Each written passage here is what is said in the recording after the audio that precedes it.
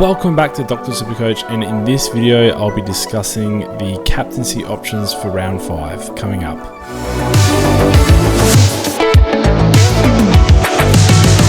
Hey, what's up guys, it's JB from Dr. SuperCoach, and if this is your first appointment, make sure you hit that subscribe button so you don't miss any upcoming updates from the channel. And today's episode, as I mentioned, is focused on the captaincy for round 5 coming up. So just a quick episode here to quickly go through where my thinking is in regards to the captaincy. I generally do pretty well. Last week I didn't talk about it in depth in my video, but I did get the vice captaincy on Tim English for the big 140 plus, and that's where I'm going to start this episode at. So I'm going to mix it up a little bit more this week and go with some of my favorite options, and then back that up with some of the lower options. I think last week, starting by talking about the first games of the round and then going through it, my best sort of picks sort of got lost in there somewhere in between. So I will start off with Tim English. He has Scott Lycett. Now, Tim English's ruck run has been absolutely awful to start the season. So if I can just find the Bulldogs. So he had the Melbourne Gawn double and they lost by 50 points, in which he scored massively. Then he backed that up with the Rowan Marshall game, which they lost by 50 points, and he scored massively. Followed that up again with where are they? So the Oscar McInerney, who's generally a really limiting ruckman, doesn't usually let up big scores, in which he obviously scored massively again. Followed by last week against Richmond, who again, Nankervis, he was getting towed up by Darcy Cameron, but doesn't usually let the big ruck scores in, and he of course dominated again. So round 5 coming up against Scott Lycett, no less. I firmly believe that this is going to be a one-sided rucking contest in terms of the differential in talent in this one. Tim English is going to run Scott Lycett off the park, and unless Port drop Lycett for a tackle and try and double team him with the more agile ruckman, I really see him doing what he wants. Even if they do drop him for tackle, his hit outs to advantage this year have improved to the point where he's becoming an unstoppable force. So he will be probably in my captaincy or vice captaincy discussions for pretty much the rest of the year as he keeps up this form. So when I look towards the Sunday games, Geelong versus West Coast, I don't see any options there at all. GWS versus Hawthorn. Look, I don't mind Josh Kelly in this one if you do have Josh Kelly. It's just, do you really want to ever risk the captaincy on Josh Kelly when he has been prone to a concussion or a bit of a niggly injury? So I'll leave that one up to you guys, but the Hawthorn midfield does seem right for the picking again. And then alternatively, Tom Green did score big in week 1, but I wouldn't be trusting him with the captain armband either. Does get a lot of volume in his disposals, but doesn't tend to do a lot with them. So it can lead to those sort of 90 to sort of 110 scores. Not as confident that he tons up. After that, then there's obviously Nick Daicos. So on the weekend, St Kilda allowed some pretty good scores to defenders. So it was against the Gold Coast. Not necessarily good scores this week, but they have really been okay with defenders just doing what they want. They haven't been a hard tagging team, which I think a lot of us expected them to be, whereas they sort of just back in their game style against the opposition, and hey, it's working for them. So there is a chance Daicos does get a bit of a run with, but I'd be pretty surprised, to be honest. I think he just gets a bit more attention than what he's used to. Not a tag, not running free, but just somewhere in between there. So look, I think he's an okay captaincy shout, but I think there's better VCs up here, and English I think is going to be your main guy. So I think English is firmly your captaincy shout. The game beforehand, if you are active on a Saturday afternoon and are able to go Clarry into English, I think that's going to be extremely profitable.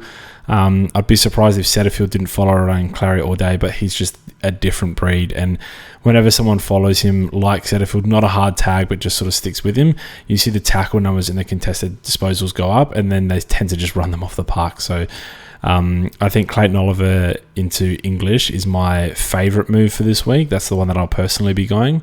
Looking at some other matchups, Brisbane versus North Melbourne.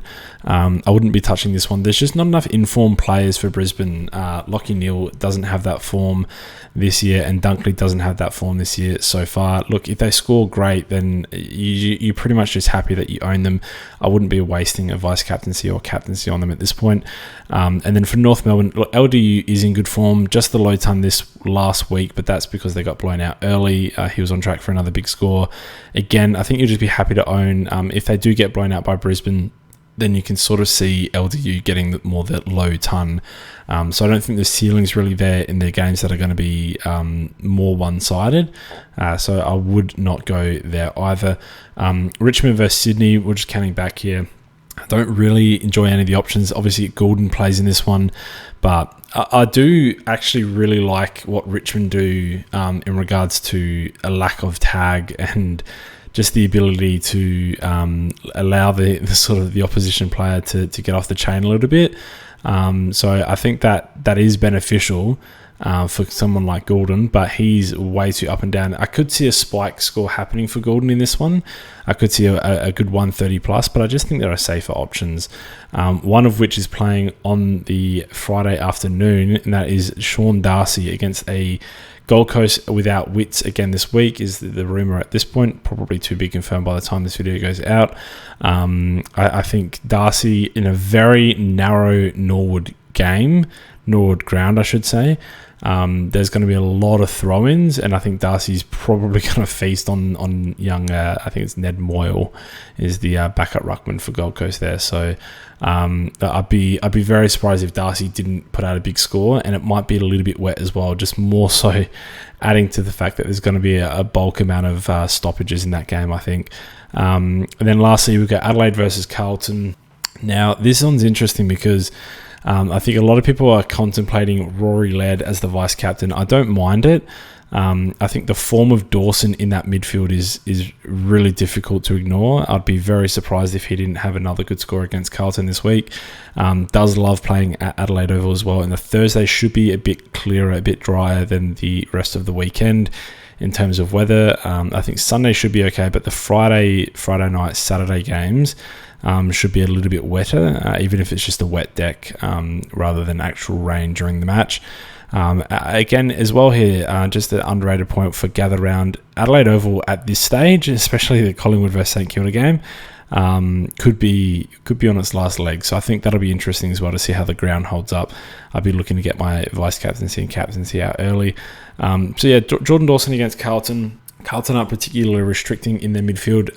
Now I know they get Walsh and Kennedy back this week, which is good for their midfield, good for their clearance numbers, but the form that Dawson's in, there are some times where you just can't ignore form, and English last week was one of them, even though I didn't talk about him extensively. Daicos is one at the moment, even though I don't love the Sunday over matchup. Clarry will always be one most likely, but Jordan Dawson has now come into that territory himself.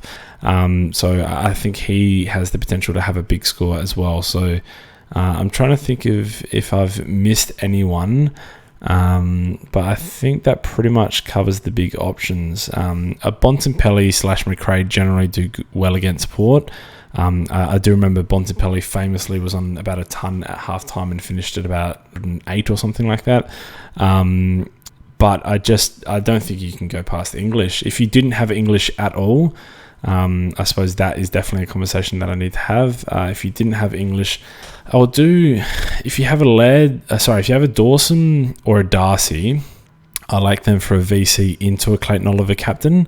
Whereas if you don't have those two guys, maybe you throw a Goulden into Clarry. I think a lot of people are going to like Clarry into Daicos, but I just worry a little bit about Daicos, about how he's going to perform this week. And look, it's likely he goes 130 plus again. But when there's any doubt, you kind of just don't want to throw in your captaincy like that.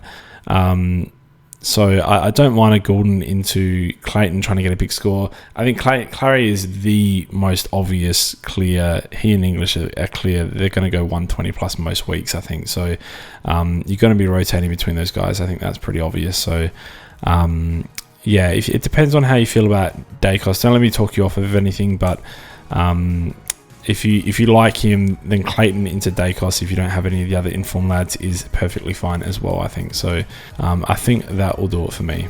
Now, just before I go here, question of the day: who will you be vice captaining and captaining this week? Did I miss anyone? Should I have gone over someone that I potentially didn't? Have I forgotten someone? I did try to look more into the matchups this week, and I will be doing more research as the year goes on to try and hit my captaincies. I suppose a bit early days, it's just a bit more predictable with the informed players really doing well as they have. Now, as always, thank you very much for watching. You'll probably enjoy some of our other content, so make sure you go check that out. I should have a SuperCoach Plus optimizer video out as well today, so you can obviously go and support us as well by checking out our Patreon or our merch store. Thanks very much for joining in, and catch you at the next Dr. SuperCoach appointment.